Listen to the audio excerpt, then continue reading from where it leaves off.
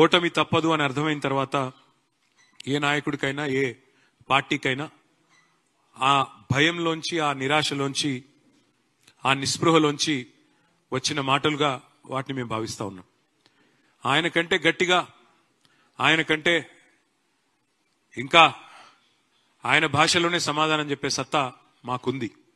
కానీ మా పెద్దలు కేసీఆర్ గారు చేసిన ఒక సూచన, వారు చెప్పిన మాట ఏమంటే, పొరపాటును కూడా అట్లాంటి భాష మనం మాట్లాడాల్సిన అవసరం లేదు, అట్లాంటి వ్యక్తుల గురించి మనం ప్రస్తావన చేయాల్సిన అవసరం లేదు, మనం చేసింది చెప్తే చాలు అనే మాట వారు మాకు దిశానిర్దేశం చేస్తూ ఉంటారు ఎప్పుడు. నేను అందుకే రేవంత్ రెడ్డి గారు నేను అడుగుతా ఉన్నా సూటిగా, నువ్వు నన్ను బూతులు తిట్టినా, నువ్వు నన్ను వ్యక్తిగతంగా తూలనాడినా, మీరున్నది ముఖ్యమంత్రి పదవిలో కాబట్టి నేను మిమ్మల్ని గౌరవంగానే మాట్లాడుతా ఉన్నా. రేవంత్ రెడ్డి గారిని నేను సూటిగా అడుగుతా ఉన్నా, హైదరాబాద్ అభివృద్ధికి గత 10 ఏళ్లలో బీఆర్ఎస్ ఏం చేసిందో, గత 2 ఏళ్లలో నీ ప్రభుత్వం ఏం చేసిందో చర్చకు మీరు సిద్ధమా అని నేను అడుగుతా ఉన్నా. అట్లాగే మున్సిపల్ మంత్రిగా ఆనాడు కేసీఆర్ గారి ప్రభుత్వంలో స్ట్రాటజిక్ రోడ్ డెవలప్మెంట్ ప్రోగ్రాం కింద 42 ఫ్లైఓవర్లు, అండర్ పాస్లు ఇవన్నీ కూడా మేము నిర్మాణం చేసినాం. మా హయాంలో 36 పూర్తి చేసినాం. మీ ప్రభుత్వం వచ్చిన తర్వాత వాటిలో కొనసాగింపుగా ఇంకా 10%, 15% పని మిగిలితే వాటిని మీరు పూర్తి చేసి రిబ్బన్లు కట్ చేస్తా ఉన్నారు. మరి 2 ఏళ్ల నుంచి మీరు కొత్తగా ప్రారంభించిన, కొత్తగా మొదలుపెట్టిన ఫ్లైఓవర్లన్నీ, పూర్తి చేసినవన్నీ చర్చకు సిద్ధమా? ఎన్ని ఫ్లైఓవర్లు కట్టింది నీ ప్రభుత్వం అని అడుగుతా ఉన్నా. ఫ్లైఓవర్లు కాదు, కొత్తగా ఈ 2 ఏళ్లలో ఒక్క రోడ్డన్న కట్టినవా? 10 ఏళ్లలో మా ప్రభుత్వం దాదాపు 100 లింక్ రోడ్లు నిర్మాణం చేసింది. నువ్వు ఒక్క లింక్ రోడ్డు కానీ, ఒక్క కొత్త రోడ్డు కానీ నిర్మాణం చేసినవా అని నేను అడుగుతా ఉన్నా. అసలు కొత్త రోడ్డు వేయడం దేవుడెరుగు, ఉన్న రోడ్లకు గుంతలు పడితే ఒక గుంతనన్న పూడ్చిందా నీ ప్రభుత్వం అని చెప్పి నేను అడుగుతా ఉన్నా. సీఎం అంటే జేబులో కత్తెర పెట్టుకొని మేం కట్టిన ఫ్లైఓవర్లకు రిబ్బన్లు కట్ చేయడం కాదు. సీఎం అంటే కటింగ్ మాస్టర్ కాదు, సీఎం అంటే చీఫ్ మినిస్టర్. అందుకే చీఫ్ మినిస్టర్ లాగా ప్రవర్తించి తప్ప ఈ రకమైన అడ్డమైన మాటలు మాట్లాడవద్దని కోరుతా ఉన్నా. ఆనాడు కేసీఆర్ గారి ప్రభుత్వంలో అర్బన్ మిషన్ భగీరథలో భాగంగా హైదరాబాద్ వాసుల దాహార్తి తీర్చిందెవరో ప్రజలందరికీ తెలుసు. ఇవాళ నేను అడుగుతా ఉన్నా రేవంత్ రెడ్డి గారిని, మళ్ళీ మంచినీటి కష్టాలు తెచ్చి వాటర్ ట్యాంకర్ల మీద ఆధారపడే పరిస్థితి తెచ్చింది నీ కాంగ్రెస్ ప్రభుత్వం, అవునా కాదా? చర్చకు మీరు సిద్ధమా? కేసీఆర్ గారి నాయకత్వంలో 20,000 లీటర్లు ఫ్రీ వాటర్ ఇస్తే హైదరాబాద్ లో ఇవాళ వాటికి మీరు బిల్లులు ఇస్తున్న మాట వాస్తవమా కాదా? చర్చకు మీరు సిద్ధమా? హైదరాబాద్ లో ఈ శానిటేషన్ సమస్య, అంటే చెత్త సమస్య పరిష్కారానికి కేసీఆర్ గారి నాయకత్వంలో స్వయంగా కేసీఆర్ గారు కూడా ఒక ఏరియా ఎంచుకొని ఆ ఏరియాకి తాను కూడా ముఖ్యమంత్రిగా బాధ్యత వహించి, అట్లాగే ప్రతి ఐఏఎస్ అధికారిని, ఐపీఎస్ అధికారిని కూడా హైదరాబాద్ 400 భాగాలుగా విభజించి ఒక్కొక్క యూనిట్ కి ఒక్కొక్క ఐఏఎస్, ఐపీఎస్ అధికారిని నియమించి మంత్రిని, ఎమ్మెల్యేని, ఎంపీని, ఎమ్మెల్సీని అందరినీ బాధ్యులు చేసి తాను కూడా బాధ్యత తీసుకొని స్వచ్ఛ హైదరాబాద్ అనే కార్యక్రమానికి శ్రీకారం చుట్టి ఆనాడు వేల సంఖ్యలో స్వచ్ఛ ఆటోలు ప్రవేశపెట్టిన విషయం నీకు తెలియదా? నీ ప్రభుత్వం వచ్చినాక ఈ 2 ఏళ్లలో ఒక్కటంటే ఒకటి కొత్త ఆటో కనీసం ప్రవేశపెట్టినవా? చెప్పగలుగుతావా? కేసీఆర్ గారి ప్రభుత్వంలో ఆనాడు 3,000 మెట్రిక్ టన్నులు పర్ డే చెత్త సేకరణ చేస్తే మేము వచ్చినాడు తర్వాత మేము పెంచిన ఈ ఎఫిషియెంట్ కార్యక్రమం వల్ల అది 7,500 మెట్రిక్ టన్నుల సామర్థ్యానికి పెరిగింది. ప్రతిరోజు చెత్త కలెక్షన్ 3,000 నుంచి 7,500 టన్నులకు పెంచింది కేసీఆర్ ప్రభుత్వమా కాదా? అసలు నీ ప్రభుత్వం వచ్చినాక నువ్వు శానిటేషన్ మీద చేసింది ఏంది చెప్పే సత్తా నీకుందా అని అడుగుతా ఉన్నా. అట్లాగే మా ప్రభుత్వం ఉన్నప్పుడు కేసీఆర్ గారి నాయకత్వంలో స్వచ్ఛ సర్వేక్షణ అని కేంద్ర ప్రభుత్వం ఒక పథకం చేస్తుంది, ఒక సర్వే చేస్తుంది. స్వచ్ఛ సర్వేక్షణ్ లో మా మున్సిపల్ డిపార్ట్మెంట్ ఆనాడు 34 అవార్డులు సాధించింది. బెస్ట్ మెట్రోగా హైదరాబాద్ అవార్డులు సాధించింది. 5 ఏళ్ల పాటు వరుసగా best quality of living in India ఉన్న నగరం ఏంది అని మెర్సర్ అనే సంస్థ సర్వే చేస్తే నంబర్ 1 సిటీగా హైదరాబాద్ వచ్చింది. ఈ అన్ని విషయాల్లో చర్చకు నువ్వు సిద్ధమా నేను అడుగుతా ఉన్నా. మా ప్రభుత్వం ఉన్నప్పుడు స్ట్రాటజిక్ నాలా డెవలప్మెంట్ ప్రోగ్రామ్ అని పెట్టాం, ఒక 2,000 కోట్లు ఖర్చు చేసినాం. నీ ప్రభుత్వం వచ్చినాక రూపాయి ఖర్చు చేసినావా ఎస్ఎన్డిపి కింద నేను సవాల్ చేస్తున్నా, చర్చకు సిద్ధమా అని అడుగుతా ఉన్నా. 10 ఏళ్లు కేసీఆర్ గారి నాయకత్వంలో హైదరాబాద్ ను ఒక క్లీన్ సిటీగా తీర్చిదిద్దితే ఇవాళ దాన్ని మురికి కూపం చేసింది నీ ప్రభుత్వం కాదా? ముఖ్యమంత్రిగానే కాదు, మున్సిపల్ మంత్రిగా కూడా మీరు విఫలమైన మాట వాస్తవమా కాదా నేను అడుగుతా ఉన్నా. 10 ఏళ్లలో కేసీఆర్ గారి ప్రభుత్వం 1,00,000 డబుల్ బెడ్రూమ్ ఇల్లు కట్టింది హైదరాబాద్ లో. ఒక్క హైదరాబాద్ లో 1,00,000 డబుల్ బెడ్రూమ్ ఇల్లు కట్టింది. ఇవాళ నేను రేవంత్ రెడ్డి గారిని అడుగుతా ఉన్నా, మేము 1,00,000 డబుల్ బెడ్రూమ్ ఇల్లు కడితే నువ్వు కనీసం ఒక్క ఇల్లు కట్టినావా 2 ఏళ్లలో హైదరాబాద్ లో? దమ్ముందా? సమాధానం చెప్తావా? చర్చకు వస్తావా నేను అడుగుతా ఉన్నా. ఒక ఇల్లు కట్టలేదు కదా, ఇంకా 1000 ఇండ్లు కూలగొట్టిన దౌర్భాగ్యపు చరిత్ర నీది కాదా? నీ ప్రభుత్వాన్ని కాదా? ఇందిరమ్మ రాజ్యం పేరిట ఇండ్లు కూలగొట్టిందే తప్ప ఒక్క ఇల్లు కట్టినవా అని నేను అడుగుతా ఉన్నా. అట్లాగే హైదరాబాద్ మెట్రోను పూర్తి చేసింది మా ప్రభుత్వం. 2017లోనే మొదటి దశ ఇనాగరేట్ చేసి 2021లో రెండో దశ ఇనాగరేట్ చేసి మొత్తం 70 కిలోమీటర్లకి మెట్రోను తీసుకొని పోయింది మా ప్రభుత్వం, కేసీఆర్ గారి ప్రభుత్వం. కానీ నువ్వేం చేసినావు? ఆ మెట్రో CFOని బెదిరించి, L&T CFOని బెదిరించి జైల్లో పెడతా అంటే ఇవాళ L&T వాళ్ళు పారిపోయే పరిస్థితి వచ్చింది, మెట్రో వదిలిపెట్టింది. వాస్తవం కాదా? చర్చకు వస్తావా ఈ విషయంలో అని చెప్పి రేవంత్ రెడ్డి గారిని అడుగుతా ఉన్నా. ఒకనాడు కాంగ్రెస్ ప్రభుత్వం ఉన్నప్పుడు పవర్ హాలిడేలు పారిశ్రామికవేత్తలకు, వారానికి 2 నుంచి 3 రోజులు పవర్ హాలిడేలు. ఆ పరిస్థితి తీసేసి 24 గంటలు నాణ్యమైన కరెంట్ ఇచ్చింది కేసీఆర్ గారి ప్రభుత్వం. మొత్తం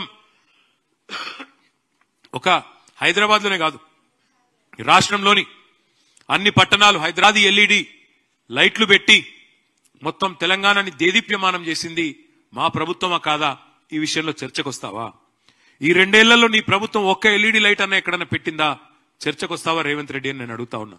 ఆనాడు కరెంటు కోతలతో, జనరేటర్లతో, ఇన్వర్టర్లతో, కరెంటు కోతలతో ప్రజల బతుకుని అతలాకుతలం చేసింది నీ కాంగ్రెస్ పార్టీ. ఎవరి హయాంలో విద్యుత్ వెలుగులు కొనసాగినాయో, ఎవరి హయాంలో విద్యుత్ కోతలు, కరెంటు కష్టాలతో ఇబ్బంది పడ్డారో ఈ విషయంలో చర్చకు వస్తావా అని నేను అడుగుతా ఉన్నా. ఆనాడు కేసీఆర్ గారి ప్రభుత్వంలో కాంక్రీట్ జంగల్ గా మారిన హైదరాబాద్ లో 108 అర్బన్ లంగ్ స్పేస్లు, కొత్త అర్బన్ పార్కులు ఏర్పాటు చేసింది మా ప్రభుత్వం. ఇలా నీ ప్రభుత్వం వచ్చినాక కొత్తది ఒకటన్నా కట్టినావా? కొత్తది ఒక్క పార్క్ అన్న కట్టినావా నేను అడుగుతా ఉన్నా. అట్లాగే green city of the world, tree city of the world గా హైదరాబాద్ అవార్డులు అందుకున్నది కేసీఆర్ గారి నాయకత్వంలో. హైదరాబాద్ నగరం లోపల, ORR లోపల 147% గ్రీన్ కవర్ పెంచింది కేసీఆర్ ప్రభుత్వం. ప్రతి మున్సిపాలిటీలో ఒకటి కాదు, పలు నర్సరీలు పెట్టి, ప్రతి గ్రామంలో నర్సరీలు పెట్టి భారతదేశంలోనే అత్యధికంగా 16,000 నర్సరీలు ఉన్న రాష్ట్రం తెలంగాణ. కేసీఆర్ గారి నాయకత్వంలో నీ ప్రభుత్వం వచ్చినాక ఒక్క నర్సరీ పెట్టినావా? కొత్తగా చర్చకు వస్తావా నేను అడుగుతా ఉన్నా. అట్లాగే అసలు కొత్త చెట్లు పెట్టడం కాదు, ఉన్న చెట్లను నరికేసి 10,000 కోట్లకు కకృతిబడి హైదరాబాద్ సెంట్రల్ యూనివర్సిటీలో అక్కడ ఉండే జీవ వైవిధ్యాన్ని విధ్వంసం చేసిన దుర్మార్గుడివి నువ్వు కాదా? హైదరాబాద్ సెంట్రల్ యూనివర్సిటీ విద్యార్థులు తిరగబడితే ఆఖరికి సుప్రీంకోర్టు చెప్పేదాకా నీకు బుద్ధిరాని మాట వాస్తవం కాదా రేవంత్ రెడ్డి అని నేను అడుగుతా ఉన్నా. IT ఎక్స్పోర్ట్లు మేము వచ్చినాడు 2014లో 57,000 కోట్లు, మేము దిగిపోయిన నాడు 2,41,000 కోట్లు. 3 లక్షలు ఉన్న ఉద్యోగాలను, IT ఉద్యోగాలని 9.5 లక్షలకు పెంచింది కేసీఆర్ గారి ప్రభుత్వం. 24,000 కొత్త కంపెనీలు తెచ్చాం, 24 లక్షల ఉద్యోగ అవకాశాలు సృష్టించాం.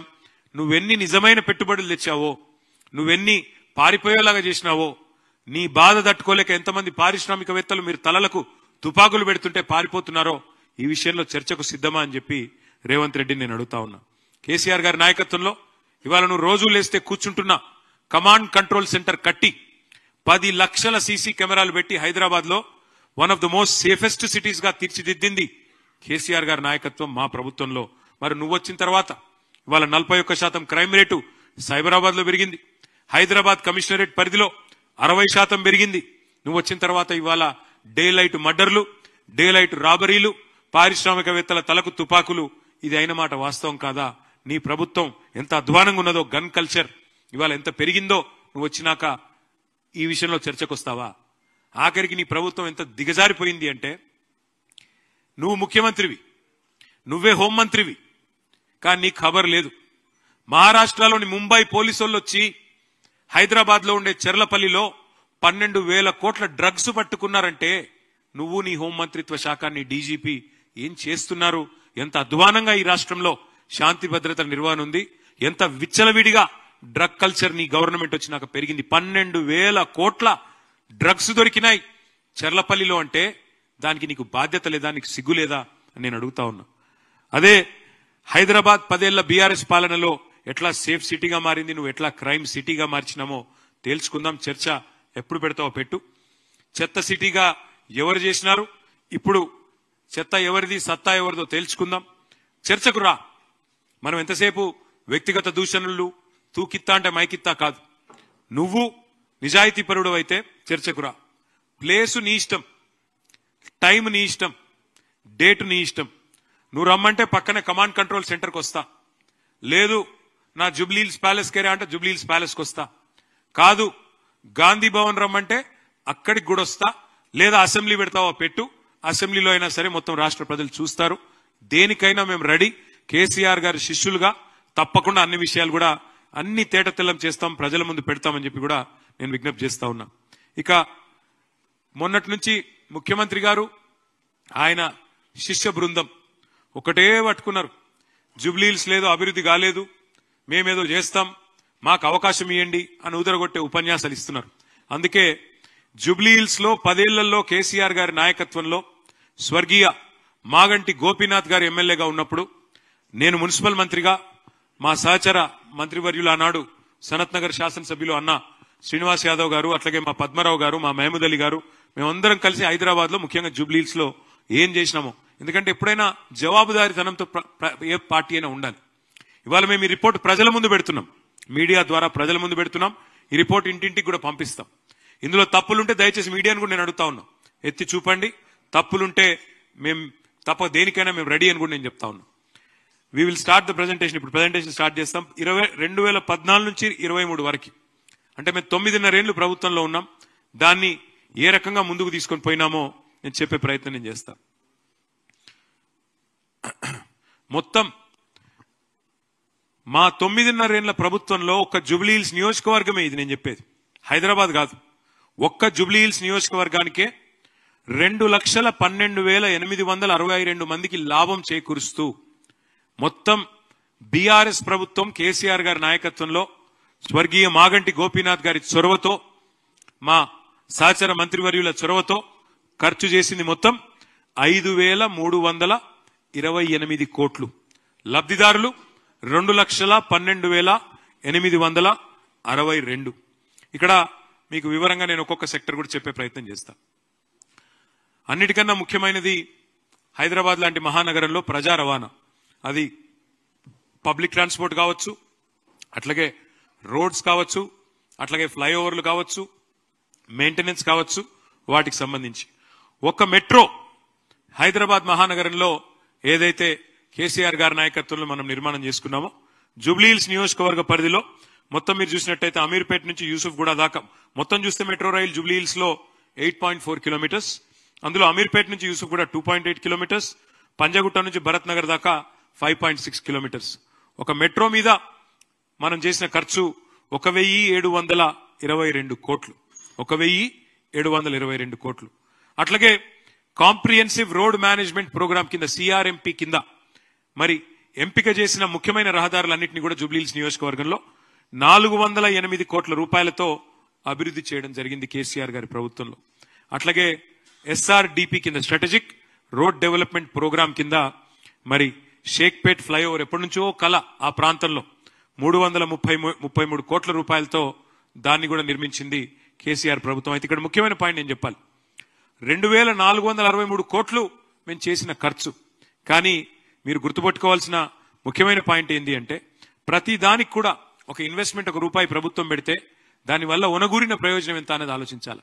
మెట్రో నిర్మాణం వల్ల సేవ్ అయిన డబ్బులు ఎంత, సేవ్ అయిన కాలుష్యం ఎంత, లేకపోతే ప్రైవేట్ వాహనాల్లో తిరిగితే ఎంత ఇబ్బంది అయ్యేది, ఎంత కాలుష్యం పెరిగేది, దాంతోపాటు ప్రజలకు ఆదా అయిన డబ్బులు ఎంత. అట్లాగే సవ్యమైన రహదారులు భారతదేశంలో ఇవాళ ఎక్కడా లేనంత బ్రహ్మాండంగా హైదరాబాద్ నగరంలో రోడ్లు మెయింటైన్ చేసే ప్రయత్నం మా ప్రభుత్వంలో మేము చేసినాం. దానివల్ల సేవ్ అయింది ఎంత కూడా ఆలోచన చేయాల్సిన అవసరం ఉన్నది. అట్లాగే మా ప్రభుత్వంలో ప్రజారోగ్యానికి పెద్ద ప్రాధాన్యతనిచ్చాం, ఇచ్చి అద్భుతంగా పనిచేశాం. స్వాతంత్రం వచ్చిన నాటి నుంచి హైదరాబాద్ లో ఉన్నది గాంధీ దవాఖానా, ఉస్మానియా దవాఖానా, ఓల్డ్ సిటీకి పోతే పెట్లబుర్జు తప్ప కొత్త దవాఖానాలు కాదు, ఒక నిమ్స్, ఇవి తప్ప లేవు. కేసీఆర్ గారి నాయకత్వంలో అప్పుడు కరోనా మహమ్మారి వచ్చిన తర్వాత ఆ రోజు మా కేబినెట్ లో నిర్ణయం తీసుకొని హైదరాబాద్ లో 4 టిమ్స్ హాస్పిటల్స్ కు శ్రీకారం చుట్టినాం. Telangana institute of medical sciences. అందులో ఇవాళ వెంగళరావు నగర్ డివిజన్ లో ఉండే మరి ఎర్రగడ్డ ప్రాంతంలో జూబ్లీహిల్స్ నియోజకవర్గంలో 900 కోట్ల రూపాయలతో టిమ్స్ హాస్పిటల్ పెట్టినాం. ఈ టిమ్స్ హాస్పిటల్ చివరి దశలో ఉన్నది. ఇది పూర్తయిన తర్వాత యూసుఫ్ గూడ, రేమత్ నగర్, ఎర్రగడ్డ, బోరబండ, అదేవిధంగా పక్కనే ఉండే సనత్ నగర్ నియోజకవర్గం, అవతల పక్కన ఉండే కుకట్పల్లి నియోజకవర్గం, 3 నియోజకవర్గాల ప్రజలకి, పక్కనే ఉండే కుత్బుల్లాపూర్ నియోజకవర్గానికి కూడా 4 నియోజకవర్గాల ప్రజలకి ఒక పెద్ద దిక్కుగా 1000 పడకలతో టిమ్స్ హాస్పిటల్ కట్టింది కేసీఆర్ ప్రభుత్వం కాదా? దానికైన ఖర్చు 900 కోట్లనే మాట వాస్తవం కాదా? అట్లాగే మనం మీరు గమనించినట్టయితే కోవిడ్ అప్పుడు ఒక్క జూబ్లీహిల్స్ నియోజకవర్గంలోనే మరి ఉచిత వ్యాక్సినేషన్ కి దాదాపు 14 కోట్లు ఖర్చు పెట్టాం. దానికి కూడా 34,712 మందికి వ్యాక్సినేషన్ కూడా ఇచ్చుకున్నాం. అట్లాగే సీఎం రిలీఫ్ కింద ఒక 2.68 crores కూడా మరి ఆరోగ్యం కోసం నేను చెప్పేది శాంక్షన్ అయినాయి.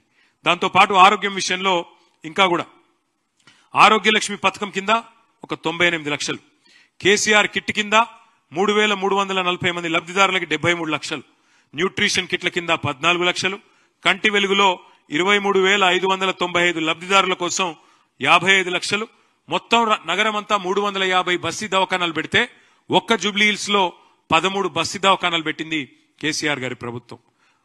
గల్లీల్లో బస్తీల్లో ఉండే పేదలకు సుస్థి చేస్తే బస్తీ దవాఖానాలు పెట్టాలన్న ఆలోచన కూడా గతంలో ఎన్నడూ కాంగ్రెస్ చేయలేదు. వాటిని ఏర్పాటు చేసింది. మొత్తం ప్రజారోగ్యం మీద ఖర్చు పెట్టిన సొమ్ము 919 కోట్లన్న విషయం నేను మీకు గుర్తు చేస్తా ఉన్నా. ఇక్కడ మళ్ళీ చెప్తా ఉన్నా, నేను ఒక్కొక్క రూపాయి ప్రైవేట్ ఆసుపత్రులకు పోతే ఎంత ఖర్చు అయ్యేది పేదవాళ్ళకి. అదే వ్యాక్సినేషన్ కి కోవిడ్ టైంలో ఎంత హరాస్మెంట్ ఉండే, ఎంత ఎక్స్ప్లాయిటేషన్ ఉండే మీకు తెలుసు. అవన్నీ సేవ్ చేసి వాళ్ళ పేదలకు అండగా నిలబడ్డది కేసీఆర్ గారి ప్రభుత్వం. అక్కడ ఖర్చు అయింది 919 కోట్లు కావచ్చు, కానీ నిజంగా జరిగిన లాభం చూసుకుంటే దానికి 10 రెట్లు ఎక్కువ లాభం జరిగిందనే మాట కూడా నేను గుర్తు చేస్తా ఉన్నా. 1,00,000 డబుల్ బెడ్రూమ్లు ఒక హైదరాబాద్ పరిధిలో మేము కట్టినాం.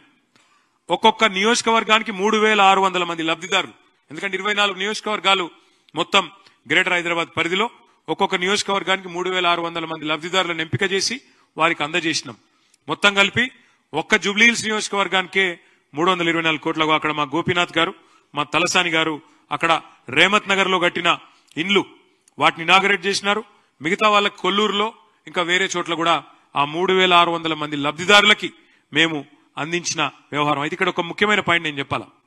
ఒక్కొక్క ఇల్లు కడటానికి మాకు ప్రభుత్వానికి అయిన ఖర్చు 9 లక్షలు, కానీ ఇలా ఒక్కొక్క ఇంటి విలువ మా శ్రీనివాస్ యాదవ్ గారి కాన్స్టిట్యున్సీలో కరెక్ట్ గా అక్కడ మన నెక్లెస్ రోడ్ ఏదైతే ఉన్నదో అంబేద్కర్ నగర్ మొత్తం హుసేన్ సాగర్ వ్యూ ఉంటుంది, దానికి లేక్ వ్యూ. ఒక్కొక్క లేక్ వ్యూ అపార్ట్మెంట్ ఇవ్వాలని నేను చెప్తున్నది. ప్రైవేట్ వాడు కడితే అదే అపార్ట్మెంట్ ఒక్కొక్కటి 560 స్క్వేర్ ఫీట్లు. ఇది ప్రైవేట్ వాడు కడితే ₹1 కోటి. ఇవాళ మీరు రేమత్ నగర్ లోని అపార్ట్మెంట్ విలువ కూడా ప్రభుత్వానికైన ఖర్చు మాత్రమే పెట్టిన అక్కడ 324 కోట్లు ప్రభుత్వానికైన ఖర్చు. కానీ దాని యాక్చువల్ విలువ తీసుకుంటే దానికి కనీసం 10 రెట్లు ఉంటుంది. అంటే ఈరోజు కొల్లూరులో ఒక్కొక్క డబుల్ బెడ్రూమ్ ఇల్లు 30-40 లక్షలు విలువ చేస్తుంది. రేమత్ నగర్ లో ఇప్పుడు ఆ ఇల్లు ఒక్కొక్క దాని విలువ 30 లక్షలు. అంటే ఎంత సంపద పేదవాళ్ళకు అందించే ప్రయత్నం కేసీఆర్ గారి ప్రభుత్వం చేసిందో మీకు చెప్పే ప్రయత్నం నేను చేస్తా ఉన్నా. ఒక్క జూబ్లీహిల్స్ నియోజకవర్గంలో డబుల్ బెడ్రూమ్ ఇళ్లకు మాత్రమే మేము పెట్టిన ఖర్చు 324 కోట్లు అనే మాట నేను మీకు తెలియజేస్తా ఉన్నా. అట్లాగే మరి సామాజిక సంక్షేమం, ఆసరా పెన్షన్లు మొత్తం కలిపితే 25,905 మంది లబ్ధిదారులు. అందులో వృద్ధులున్నారు, వితంతువులు ఉన్నారు, ఇంకా ఇతర కుల వృత్తుల వాళ్ళు ఉన్నారు. మొత్తం కలిపితే ఒంటరి మహిళలు ఉన్నారు. 564 కోట్ల రూపాయలు కేసీఆర్ గారి ప్రభుత్వంలో ఆసరా పెన్షన్ల కింద ఒక్క జూబ్లీహిల్స్ నియోజకవర్గంలో అందజేసిన మొత్తం. షాదీ ముబారక్ కళ్యాణ్ లక్ష్మి, ఇల్లు కట్టి చూడు పెళ్లి చేసి చూడు అంటారు పెద్దలు. అంటే లగ్గం చేస్తే ఆ కుటుంబం మారిపోతుంది, అప్పుల పాలైపోతుంది అనే ఉద్దేశం కోసం ఎంత కష్టమో చెప్పేందుకు ఆ మాట అన్నారు. ఇవాళ ఒక స్కీమ్ తెచ్చి ఎన్ని పేద కుటుంబాలకు అండగా నిలబడి ఆ కుటుంబంలో ఉండే ఆడపిల్లకి గౌరవంగా పెళ్లి చేసే పరిస్థితి తెచ్చింది కేసీఆర్ గారు. ఖర్చు పెట్టింది 63 కోట్లే కావచ్చు, కానీ దాని వల్ల జరిగిన లాభం ఎంత, ఆ కుటుంబాలకు వచ్చిన ధీమా ఎంత ఆలోచించమని కోరుతా ఉన్నా. ఒక్క జూబ్లీహిల్స్ నియోజకవర్గంలో 63 కోట్లు 6,320 మంది లబ్ధిదారులకి కళ్యాణ లక్ష్మి షాదీ ముబారక్ ద్వారా అందించింది కేసీఆర్ గారి ప్రభుత్వం. బతుకమ్మ చీరలు ఒక్క జూబ్లీహిల్స్ నియోజకవర్గంలో 45.25 కోట్లు, 45 కోట్ల 25 లక్షల రూపాయలు. ఇవాళ బతుకమ్మ చీర బంధు, రంజాన్ తోఫా బంధు, కేసీఆర్ కిట్టు బంధు, అట్లాగే క్రిస్మస్ గిఫ్ట్ కూడా బంధు. అది రేవంత్ రెడ్డి గారి కాంగ్రెస్ ప్రభుత్వం యొక్క గొప్పతనం. ఇక ఇంకా సామాజిక కార్యక్రమాలు తీసుకుంటే దళిత బంధు 106 మంది లబ్ధిదారులు జూబ్లీహిల్స్ నియోజకవర్గంలో వారికి అందించింది 10.6 కోట్లు, ఒక్కొక్కరికి 10 లక్షల రూపాయలు అందించింది కేసీఆర్ ప్రభుత్వం. బీసీ బంధు దాని కింద 6 కోట్లు 605 మంది లబ్ధిదారులకు 6 కోట్లు అందించడం జరిగింది. రంజాన్ క్రిస్మస్ వేడుకల కోసం 1,11,610 మంది లబ్ధిదారులు క్రిస్మస్ గిఫ్ట్, రంజాన్ తోఫా, అట్లాగే వేడుకల కోసం ఇఫ్తార్ల కోసం మొత్తం కలిపి 14 కోట్లు ఖర్చు చేయడం జరిగింది.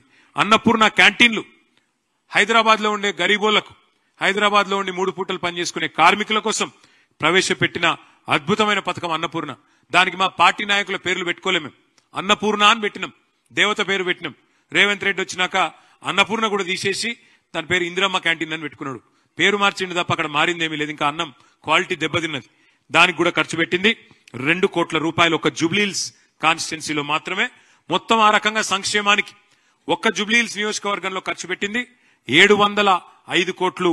లబ్ధిదారులు 1,44,694 మంది అని చెప్పి నేను మీకు విజ్ఞప్తి చేస్తా ఉన్నా. అట్లాగే విద్య, ఎడ్యుకేషన్ చాలా ఇంపార్టెంట్ సబ్జెక్ట్. ఇక ఇది మీ జూబ్లీహిల్స్ నియోజకవర్గంలోని టిమ్రిస్ స్కూల్ ముస్లిం ఆడపిల్లల కోసం, ముస్లిం మగపిల్లల కోసం 204 స్కూల్స్ పెట్టింది కేసీఆర్ ప్రభుత్వం. అందులో ఇది జూబ్లీహిల్స్ నియోజకవర్గంలోని టిమ్రిస్ స్కూల్. ఇక్కడ దీని ఒక్కదాని కోసమే ఇవాళ మీరు చూసినట్టయితే అట్లాగే అక్కడ ఉండే మిగతా ఎస్సీ, ఎస్టీ, బీసీ, మైనారిటీ గురుకుల పాఠశాలల నిర్వహణ కోసం జూబ్లీహిల్స్ లో ఖర్చు చేసింది 51 కోట్ల రూపాయలు. అక్కడ హిందువులు ఉన్నారు, ముస్లింలు ఉన్నారు, క్రిస్టియన్లు ఉన్నారు, దళితులు ఉన్నారు, గిరిజనులు ఉన్నారు, అన్ని కులాలు అన్ని మతాల వాళ్ళు ఉన్నారు. సెంటర్ ఫర్ దళిత్ స్టడీస్ భారతదేశంలో ఎక్కడా లేదు. అద్భుతమైన బిల్డింగ్ 36 కోట్ల అంచనా వ్యయంతో బోరబండలో బ్రహ్మాండంగా 95% వరకు మేము పూర్తి చేసినాం. మహానుభావుడు డాక్టర్ బాబాసాహెబ్ అంబేద్కర్ నిలువెత్తు విగ్రహం కూడా పెట్టుకున్నాం. మొత్తం దళితుల స్థితిగతుల మీద అధ్యయన కేంద్రాన్ని కూడా చాలా చక్కగా 36 కోట్లతో నిర్మాణం చేసి హైదరాబాద్ లో ఉన్న ఒకే ఒక్క సెంటర్ ఇది, centre for Dalit studies in Borabanda. దాన్ని కూడా నిర్మాణం చేసుకున్నాం. అట్లాగే 2 అంగన్వాడీ కేంద్రాలు కూడా మనం నిర్మాణం చేసుకున్నాం. దానికైన ఖర్చు 49 లక్షలు. మొత్తం కలిసి ఓన్లీ మౌలిక సదుపాయాల కల్పన కోసం పాఠశాలల్లో చేసిన ఖర్చు 87 కోట్లు. అట్లాగే మరి ఇంకా ఇతర రంగాల్లో చూసినట్టయితే మనం హైదరాబాద్ లో ఒక ఫంక్షన్ చేసుకోవాలంటే, ఒక ఫంక్షన్ హాల్ తీసుకోవాలంటే రోజుకు 1,00,000-2 లక్షలు ఖర్చు అవుతుంది. అందుకే మల్టీపర్పస్ కమ్యూనిటీ హాల్ కట్టింది కేసీఆర్ ప్రభుత్వం జీహెచ్ఎంసీ ఆధ్వర్యంలో. దానికోసం 17 కోట్ల 30 లక్షల రూపాయలు మనం ఇక్కడ ఓన్లీ జూబ్లీహిల్స్ నియోజకవర్గంలో ఖర్చు పెట్టడం జరిగింది. అక్కడే మన రేమత్ నగర్ లో ఇంకా ఇతర డివిజన్లలో వాటిని ఖర్చు పెట్టినాం. ఇక ఇతర నిర్మాణాలు కమ్యూనిటీ హాల్స్ ఇతరత్ర వాటికి ఒక 18 కోట్ల స్వర్గీయ గోపీనాథ్ గారి నాయకత్వంలోనే చేసుకున్నాం. ఎల్ఈడి లైట్స్ నిర్వహణ కోసం 5 కోట్లు, సీసీ కెమెరాల కోసం 2.7 కోట్లు. ఇవన్నీ కేవలం జూబ్లీహిల్స్ నంబర్లు, నేను చెప్పేది జూబ్లీహిల్స్ కాన్స్టిట్యుయెన్సీ నంబర్లు మాత్రమే అని చెప్పి నేను మీకు విజ్ఞప్తి చేస్తా ఉన్నా. అట్లాగే ఎలక్ట్రిసిటీ, కేసీఆర్ గారి ప్రభుత్వం రాకముందు మరి ఎట్లా ఉండే ఎలక్ట్రిసిటీ పరిస్థితి హైదరాబాద్ లో మీకు తెలుసు. ఎంత అధ్వానంగా, అసలు రోజుకి 9 గంటలు పవర్ కట్స్. హైదరాబాద్ లో ఏదైనా అపార్ట్మెంట్ పోతే డీజిల్ గబ్బురాని అపార్ట్మెంట్ ఉండకపోతుండే, జనరేటర్లు ఎక్కడికక్కడ లేకపోతే అక్కడ లిఫ్ట్ కూడా నడవని పరిస్థితి. జనరేటర్లు లేకుండా, ఇన్వర్టర్లు లేకుండా అద్భుతంగా సంవత్సరం లోపలనే హైదరాబాద్ ని కాంతిమయం చేసింది. 24 గంటల కరెంటు తెచ్చింది కేసీఆర్ గారి నాయకత్వం. అందులో భాగంగా హైదరాబాద్ ని ఒక ట్రాఫిక్, ఒక ఎలక్ట్రిసిటీ ఐలాండ్ గా, అంటే 3 వైపులా ఎక్కడికక్కడ మొత్తం హైదరాబాద్ గా బయట దేశంలో ఎక్కడ కరెంటు పోయినా గానీ హైదరాబాద్ లో మాత్రం ఒకవైపు గ్రిడ్ ఫెయిల్ అయినా మరొక వైపు నుంచి అందుకునే విధంగా హైదరాబాద్ ను ఒక ఐలాండ్ గా క్రియేట్ చేసి మరి అద్భుతంగా 24 గంటల సరఫరా అందించింది కేసీఆర్ గారి నాయకత్వం. మరి దానిలో భాగంగా జూబ్లీహిల్స్ నియోజకవర్గంలో సబ్ స్టేషన్లు 10 కట్టుకున్నాం. దానికి 455 కోట్లు. ఉచిత విద్యుత్ కూడా ఇవాళ ఏదో పెద్ద వీళ్ళు ఇచ్చినట్టు పోజు కొడతారు. నా ఈ బ్రాహ్మణులకు, రజకులకు, చిన్న చిన్న సెలూన్లకు, లాండ్రీ షాపులకు, దళితులకు, గిరిజనులకు 200 యూనిట్ల దాకా ఫ్రీ కరెంట్ ఏదైతే అందజేశామో దానికైన ఖర్చు ఒక 50 కోట్లు. మొత్తం చూస్తే 505 కోట్లు ఎలక్ట్రిసిటీ మీద ఖర్చు పెట్టుకున్నాం జూబ్లీహిల్స్ నియోజకవర్గంలో. ఇంటింటికి తాగునీరు ఇవ్వడానికి హెచ్ఎండబ్ల్యూఎస్ఎస్బి ఆధ్వర్యంలో మొత్తంగా చూసినట్టయితే మరి ఓవరాల్ గా 20,000 లీటర్లు ఫ్రీ వాటర్ ఇచ్చింది కేసీఆర్ గారి నాయకత్వం. హైదరాబాద్ లో ఉండే బస్తీల్లో ఉండే పేదలకి 20,000 లీటర్ల ఫ్రీ వాటర్.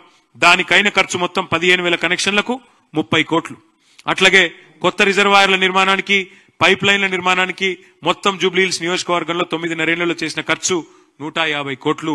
మొత్తం కలిపితే 180 కోట్లు మంచినీళ్ల మీద వ్యయం చేసింది కేసీఆర్ గారి ప్రభుత్వం జూబ్లీహిల్స్ నియోజకవర్గంలో. అట్లాగే డ్రైనేజ్ సమస్య పరిష్కారానికి స్వర్గీయ గోపీనాథ్ గారి నాయకత్వంలో ఒక 75 కోట్లు వివిధ రూపాల్లో ఎస్ఎన్డిపి కింద ఇంక ఇతరత్ర పర్మనెంట్ సొల్యూషన్ కోసం 75 crores ఖర్చు చేసినాం. మిగతాయి కూడా యూసుఫ్ గూడలో కూడా ఒక 12 కోట్లు మంజూరు చేశాం. కానీ వాటి పనులు ప్రారంభించే లోపలనే మా ప్రభుత్వం పోయింది. దానివల్ల ఇబ్బంది అయింది. కానీ లేకపోతే ఎస్ఎన్డిపిలో 75 కోట్లు జూబ్లీహిల్స్ కాన్స్టిట్యున్సీలో కూడా ఖర్చు పెట్టుకున్నాం.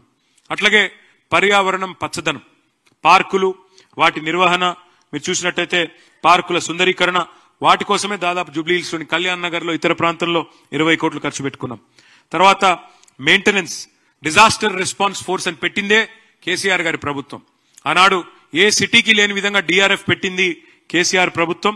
వాటి నిర్వహణ కోసం అంటే ఎమర్జెన్సీలో డిజాస్టర్ రెస్పాన్స్ ఉండాలి అని చెప్పి దాని పేరు హైడ్రా అని మార్చి దాంతో అరాచకం చేస్తున్నది రేవంత్ రెడ్డి ప్రభుత్వం. డిఆర్ఎఫ్ పెట్టిందే మేము, ఈవీడీఎం అనే ఇన్స్టిట్యూషన్ పెట్టిందే మేము. దానికైన ఖర్చు జూబ్లీహిల్స్ లో 4.45 crore. అట్లాగే గుల్కాపూర్ కాల్వ, ఎర్రకుంట చెరువు అభివృద్ధి పనుల కోసం 2 కోట్లు.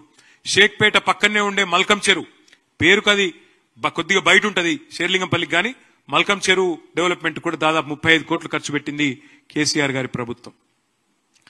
మొత్తం మళ్ళొక్కసారి జస్ట్ సమరీ కోసం చెప్పాలంటే 5,328 కోట్లు.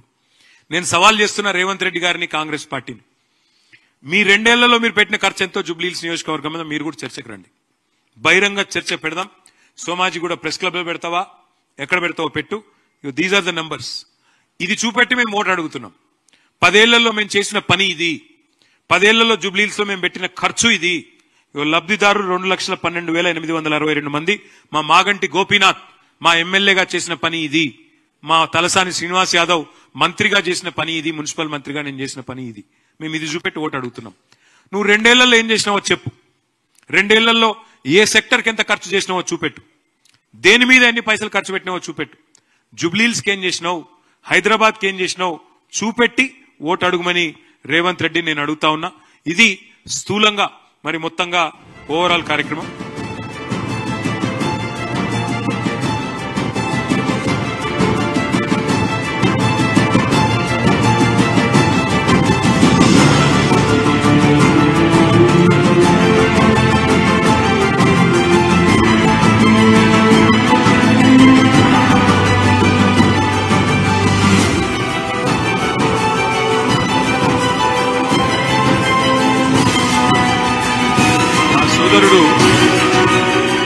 మా సోదరుడు స్వర్గీయ మాగంటి గోపీనాథ్ గారు, మీరు ఏ గల్లీ కన్నవ్వండి జూబ్లీహిల్స్ లా ఆయన శిలాఫలకం మీకు కనబడుతుంది. ఏ గల్లీ కన్నవో, ఏ డివిజన్లన్నవో, ఏ గల్లీ కన్నవో ఆయన ముద్ర కనబడుతుంది, ఆయన శిలాఫలకం కనబడుతుంది. ఆయన చేసిన ప్రారంభోత్సవాలు, ఆయన చేసిన శంకుస్థాపనలు మీ కళ్ళకు కనబడతాయి. ఇవేవి లేనట్టు, ఇవేవి నిజాలు కావన్నట్టు ఇవాళ డెవలప్మెంట్ అని మాట్లాడుతున్న ముఖ్యమంత్రికి బుద్ధి చెప్పాలని, అట్లాగే జూబ్లీహిల్స్ నియోజకవర్గ ప్రజలకు కూడా మేము చేసిన ప్రగతిని కూడా వివరిస్తూ వారిని ఓటు అడగాలన్న ఉద్దేశంతోనే ఈ ప్రగతి నివేదిక ఇవాళ పత్రికా మిత్రుల సమక్షంలో మరి ప్రజల ముందు పెడతా ఉన్నాం. ఈ నివేదికని జూబ్లీహిల్స్ లోని ప్రతి ఇంటికి పంపుతాం. జూబ్లీహిల్స్ లోని ప్రతి మనిషికి చేరవేస్తాం. తప్పకుండా దాని బేసిస్ లో ఎందుకు ఓటు వేయాలి బీఆర్ఎస్ కి అంటే, ఇగో ఇందుకు ఇంత పని చేసినందుకు, భవిష్యత్తులో కూడా హైదరాబాద్ ఇంకా మరింత సుదృఢం చేయడానికి అనే ఉద్దేశంతోనే మీ ముందు ప్రవేశపెడతా ఉన్నాం. తప్పకుండా మీరు కూడా మీడియా ద్వారా ప్రజలకి వాస్తవాలు చెప్పాలని చెప్పి కూడా కోరుతున్నాం. ధన్యవాదాలు. Thank you. మీరు కూర్చోండి. Thank you.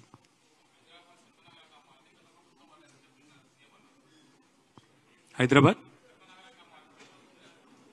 ఇప్పుడే నేను చెప్పాను కదా బ్రదర్, హైదరాబాద్ మహానగరంలో మేము స్వచ్ఛ సర్వేక్షణలో కేసీఆర్ గారి ప్రభుత్వంలో 34 అవార్డులు గెలుచుకున్నాం. హైదరాబాద్ లో పారిశుద్ధ్య నిర్వహణ బాగా ఉంది కాబట్టి మొత్తం భారతదేశంలోని అన్ని మెట్రో నగరాల్లో మాకు అవార్డు వచ్చింది. గ్రీన్ సిటీ అవార్డులు, best quality of living award, ఇవన్నీ తెచ్చింది మా ప్రభుత్వం. 2 ఏళ్లలో ఈరోజు వాళ్ళ పరిస్థితి ఏంటంటే, ఇప్పుడు మీరు షేక్పేటలో ఉండే, కావాలంటే ఈ నిమిషమే పోదాం, మీరు కెమెరాలు తీసుకుని రండి, నేను కూడా వస్తా. షేక్పేటలో అక్కడ శ్మశాన వాటిక ఉంది, హిందూ శ్మశాన వాటిక. హిందూ శ్మశాన వాటిక నిండా మొత్తం చెత్త నింపేసింది రేవంత్ రెడ్డి ప్రభుత్వం. ఒక్కటంటే ఒక్కటి నిర్వహణ సరిగ్గా ఉందా? ఇవాళ డాక్టర్ బాబాసాహెబ్ అంబేద్కర్ 125 అడుగుల విగ్రహం ఉంది ఇక్కడే హైదరాబాద్ నడిబొడ్డున, సెక్రటేరియట్ పక్కనే. పోదాం పై, ఇప్పుడే తీసుకొని కెమెరా తీసుకొని పోదాం. దాని చుట్టూ ఎంత అధ్వానమైన మురికి కూపంగా ఈ ప్రభుత్వం మార్చిందో, ఇప్పుడు మున్సిపల్ మంత్రిగా పనిచేస్తున్న వ్యక్తి ఎంత విఫలమైనాడో దాన్ని బట్టి మీరు చెప్పొచ్చు. ప్రజలే న్యాయ నిర్ణేతలు. ఆయన మాట్లాడినట్టు నేను మాట్లాడను. ప్రజలే న్యాయ నిర్ణేతలు. 11 తారీఖు నాడు ప్రజలు తీర్పు చెప్పాలని నేను కోరుతా ఉన్నాను. ఇంకొక మాట కూడా అడుగుతా ఉన్నాను. ఇప్పుడు నేను చెప్తున్నా 5,328 కోట్లతో మేము అభివృద్ధి చేశాం జూబ్లీ హిల్స్ అని చెప్తున్నా. అభివృద్ధి, సంక్షేమం 2 కలిపి. నువ్వు చెప్పు, 2 ఏళ్లలో నీ ప్రభుత్వం ఏం చేసింది జూబ్లీ హిల్స్ కి చెప్పు, హైదరాబాద్ కి చెప్పు, చెప్పి ఓటాడు. తప్పేం?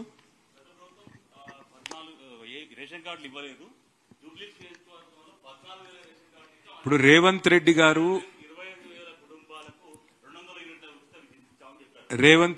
ఉత్తమ్ కుమార్ రెడ్డి గారు ఒక రూమ్ లో కూర్చుంటే ఈ సమస్య పరిష్కారం అయిపోతుంది. ఎందుకంటే ఉత్తమ్ కుమార్ రెడ్డి గారేమో శాసన మండలిలో, శాసనసభలో సివిల్ సప్లైస్ మినిస్టర్ గా ఆయన చెప్తున్నాడు, గత బీఆర్ఎస్ ప్రభుత్వం 6.5 లక్షల కార్డులు ఇచ్చింది, రేషన్ కార్డులు అని ఉత్తమ్ కుమార్ రెడ్డి గారు ఆన్ ద రికార్డ్ శాసన మండలిలో, శాసనసభలో చెప్పారు.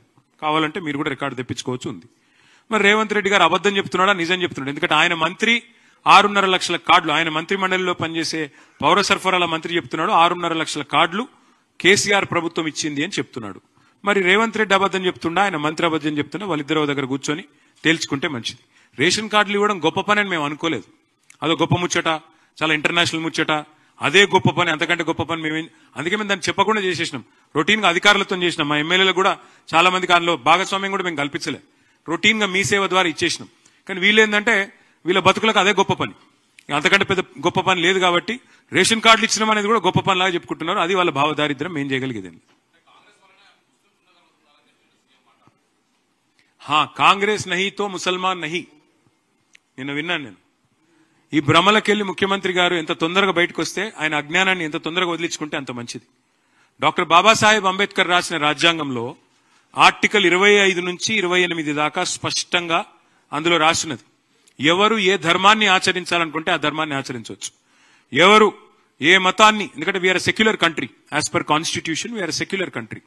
Any secular leader, any secular party first of all should come out of this illusion that because of their party a certain religion exists. BJP లేకపోయినా హిందువులు ఉంటారు, కాంగ్రెస్ లేకపోయినా ముస్లింలు ఉంటారు, ఎవరు లేకపోయినా అందరూ ఉంటారు, భారతదేశం ఉంటుంది. కాబట్టి ఎవరు ఏమనుకున్నా ఒకటి వాస్తవం, ఇవాళ ఇట్లాంటి అడ్డగోలు మాటలు మాట్లాడే ముఖ్యమంత్రికి ఒక మతాన్ని అవమానించినట్టుగా, కాంగ్రెస్ పార్టీ లేకపోతే ముస్లిం లేకపోవడం ఏందండి? అంటే కాంగ్రెస్ పార్టీ పుట్టక ముందు ముస్లిం లేరా?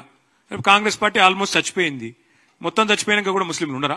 ఏం మాట్లాడుతున్నాడు ఆయన? కనీసం మిడకాయ మీద తలకాయ నోడైతే కూడా మాట్లాడట్లా. अच्छा यही चीज मैं बस यही कह रहा था कल हमारे जो चीफ मिनिस्टर ने कहा कि कांग्रेस नहीं तो मुसलमान नहीं, मैं बस उनसे इतना ही कहूंगा, बीजेपी नहीं तो हिंदू नहीं करके कोई बोलता है, कांग्रेस नहीं तो मुसलमान नहीं करके यहां के चीफ मिनिस्टर बोलते हैं. बट वास्तव तो यह है कि आज अगर आप संविधान देखेंगे, डॉक्टर बाबा साहेब ने लिखा, उसमें साफ लिखा गया आर्टिकल 25 से 28 तक कि India is a secular country और यहां पे हर किसी को अपना अपना धर्म, जो भी धर्म आप फॉलो करते हो, जो भी फेथ आप फॉलो करते हो, you can practise it as per your wishes. You are a free individual. Now if the Congress party believes that without them there would not be any Muslims, let me remind the ignorant souls of Congress party that much before the Congress party was ever born, Muslims already had existed in our country and also in the world. Likewise, if BJP also believes that if they tomorrow don't remain as a political party, Hindus nahi rahenge, Hindu rakshak hum banenge, to wo bhi galat hai. Congress का भी ख्याल गलत है, BJP का भी ख्याल गलत है. दोनों के रहने या ना रहने से हिंदू और मुसलमान को कोई तकलीफ नहीं होगा, हिंदुस्तान को कोई तकलीफ नहीं होगा. आखिरी में हिंदुस्तान एक सेक्युलर स्टेट है, सेक्युलर कंट्री है, बिल्कुल वो सेक्युलर ही रहेगा, चाहे कोई भी कुछ भी कोशिश कर ले। पहली बात तो मैं डिमांड करता हूं चीफ मिनिस्टर रेवंत रेड्डी को कि पहले आप माफी मांगो। आपकी पार्टी के जो कल ख्याल आपने इजहार सबके सामने खुलेआम आपने किया, इस बात को लेकर आप माफी मांगो हर किसी से, क्योंकि ये तो इंसल्ट है। You are insulting an entire community और insulting an entire religion, which is definitely not what is expected of a chief minister. अगर आप माफी नहीं मांगते तो फिर ultimately it's the choice of the people on how they will respond and what they will do in days to come. Thank you. BRS కి బీజేపీకి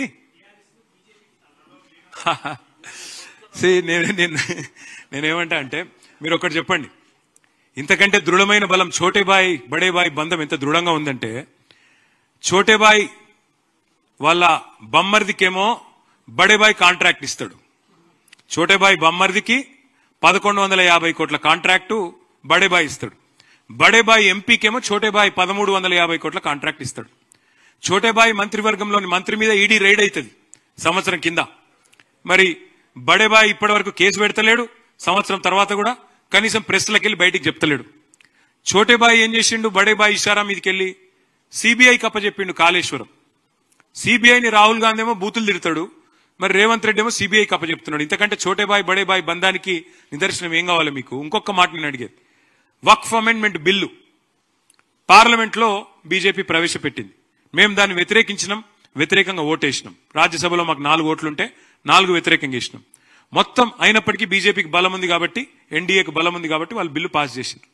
pass చేసినాక 28 రాష్ట్రాలు ఉంటే భారతదేశంలో ఫస్ట్ గవర్నమెంట్ వక్ఫ్ అమెండ్మెంట్ బిల్లు వెంటనే అమలు చేయాలని జీవో తెచ్చిన ఫస్ట్ గవర్నమెంట్ ఛోటేబాయ్ గవర్నమెంట్. బడేబాయ్ బోలే, ఛోటేబాయ్ లాలియే. అంటే ఎంత డీప్ ఉన్నదంటే, ఇక్కడ నడుస్తున్నది కాంగ్రెస్ గవర్నమెంట్ కాదు, यहां जो चल रहा जॉइंट वेंचर गवर्नमेंट चल रहा, कांग्रेस बीजेपी का जॉइंट वेंचर गवर्नमेंट यहां पे चल रहा. इसलिए ईडी रेड होता इन पे. कौन? पोंगुलेटी श्रीनिवास रेड्डी तेलंगाना रेवेन्यू मिनिस्टर पे केस नहीं बनता, ईडी नहीं बोलती, मिनिस्टर मुंह नहीं खोलता. अब रेवंत रेड्डी के साले साहब को अमृत स्कीम में टेंडर मिलता 1100 करोड़ का, और यहां पे बीजेपी एमपी साहब को 1350 करोड़ का काम रेवंत रेड्डी साहब देते. सीबीआई एक बीजेपी की तोता है बोल के हमारे राहुल गांधी साहब बोलते, फिर वही तोते को रेवंत रेड्डी साहब कालेश्वरम केस देते. तो छोटे भाई बड़े भाई का जो बंधन है, जो अजब प्रेम की गजब कहानी है, ये शायद ही हिंदुस्तान में कहीं और आपको देखने को नहीं मिलेगा. एक जबरदस्त फेविकॉल बॉन्ड जो है आज अगर किसी के बीच में है तो छोटे भाई बड़े भाई के बीच में है. और छोटे भाई जाके कब बड़े भाई के पार्टी में मिलेंगे आप लिख लो, 1-1.5 साल के अंदर वो भी हो जाता, दोनों एक हो जाते, आप बेफिक्र रहो. లక్ష డబుల్ బెడ్రూమ్లు అన్నారా? ఆయన గృహ నిర్మాణ శాఖ మంత్రేనా? 2 ఏళ్ల నుంచి ఆయన మంత్రి కదా. మా శ్రీనివాస్ యాదవ్ గారిని గిట్లనే గతంలో అడిగితే నువ్వు రా అని చెప్పి బట్టి విక్రమార్క అప్పుడు సిఎల్పి లీడర్, ఆయన మంత్రి సీనన్న పోతే మధ్యలోకెళ్ళి తట్టబుట్ట వారిసి పారిపోయాడు. ఎవరు? బట్టి. పొంగులేటి శ్రీనివాసరెడ్డి నిజంగానే గృహ నిర్మాణ శాఖ మంత్రి అయితే ఒకసారి రివ్యూ చేసుకుంటే మంచిది, ఆయనకి సిగ్గుపోతుంది. లేకపోతే ఒకటే కాడ కొల్లూరులో 17,000 ఇండ్లున్నాయి, కొద్దిగా అవతల పోతే నాగులపల్లిలో ఇంకో 5,000 ఇండ్లున్నాయి, కొద్దిగా కిందికి పోతే ఇంకో 6,000 ఇండ్లున్నాయి. ఒక్కసారి చూసుకుంటే మంచిది, ఎందుకంటే ఆయన గృహ నిర్మాణ శాఖ మంత్రి. మాట్లాడేటప్పుడు అజ్ఞాన ప్రదర్శన చేయకుంటే ఆయనకే మంచిది. అంటే ఎంత అజ్ఞాని రేవంత్ రెడ్డి అని చెప్పడానికి ఇది ఒక ఉదాహరణ. ఫార్ములా ఈ కేసులో ప్రాసిక్యూషన్ కి అనుమతి కోరినరు గవర్నర్ను. ప్రాసిక్యూషన్ గవర్నర్ ఎప్పుడు అనుమతి ఇచ్చిండు.